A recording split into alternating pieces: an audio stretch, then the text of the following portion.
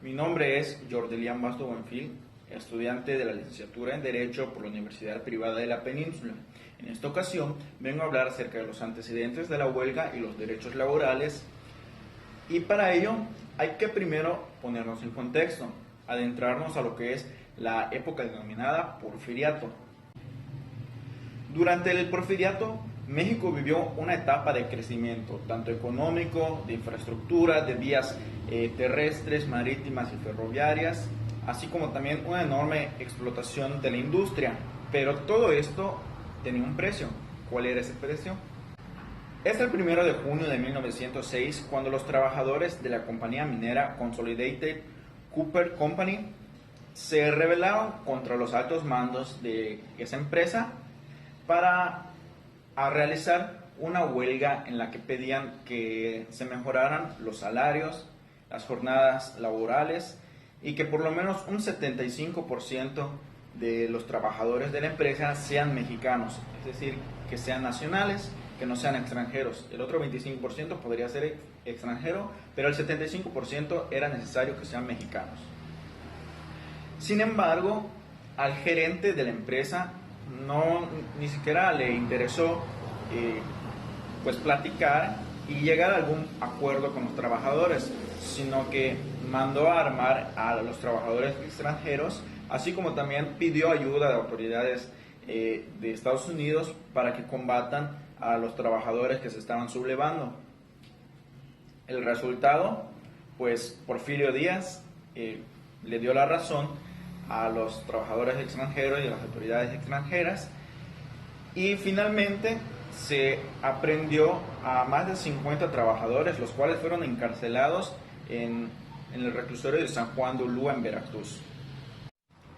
Meses después de que se haya dado la huelga de Cananea, precisamente el 7 de enero de 1907, los trabajadores de la industria textilera de Río Blanco, Veracruz, comienzan también a rebelarse, prácticamente por los mismos problemas. Tenían jornadas laborales inhumanas, tenían salarios bajos, endeudamientos en tiendas de raya y aparte demasiada injusticia laboral, por lo que ellos decidieron poner a Porfirio Díaz, quien era el presidente en ese momento, como el árbitro para resolver la problemática. Sin embargo, el fallo de Porfirio Díaz no fue favorecedor para ellos, sino que todo lo contrario, se apoyaba más bien al patrón y no a ellos. Es entonces que los trabajadores deciden realizar una huelga. ¿Cómo realizan esta huelga? Pues llegan al lugar de trabajo, al recinto de trabajo, pero no entran a trabajar, se quedan ahí frente a la industria.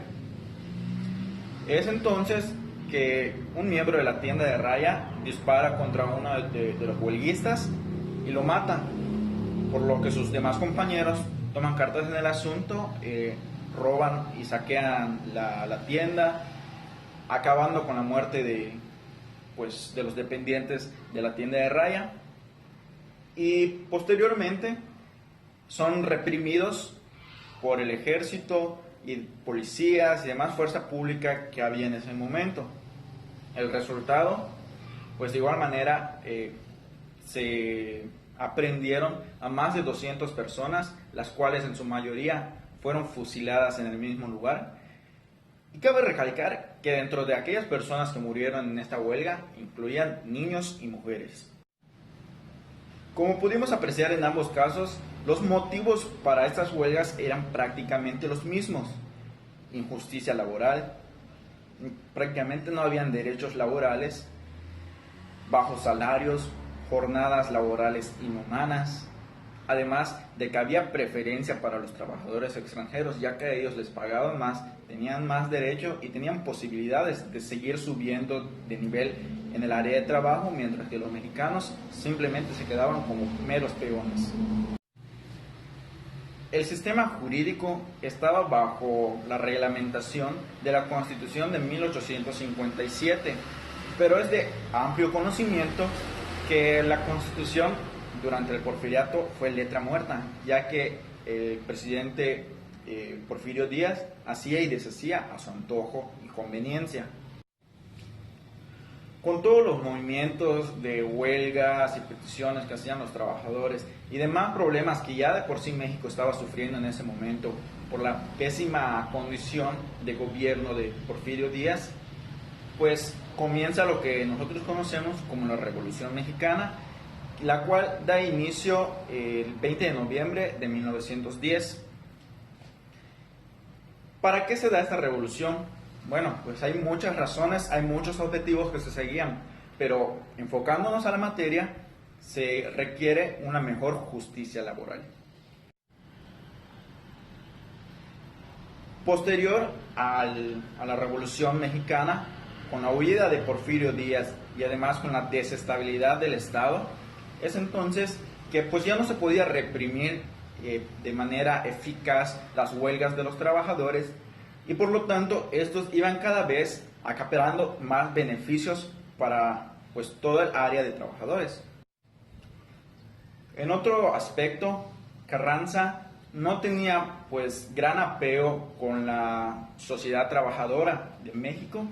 Sin embargo, pues ya con toda la problemática que había surgido con la huelga, que ya se habían ganado y todo aquello antecedente que había sucedido en México, pues no podía negarse, no podía tapar el sol con un dedo.